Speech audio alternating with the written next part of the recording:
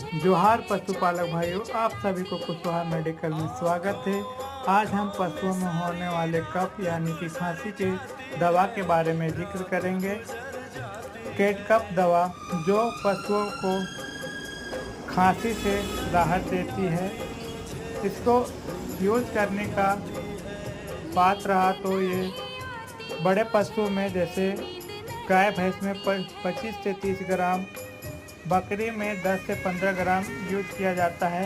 यदि पशु प्रेग्नेंट ना हो तो इस दवा के साथ कपूर मिलाकर प्रयोग करने से और भी बेहतर रिजल्ट देता है और यह बहुत ही इकोनॉमिकल है।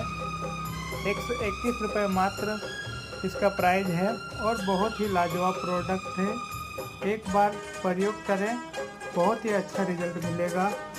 धन्यवाद।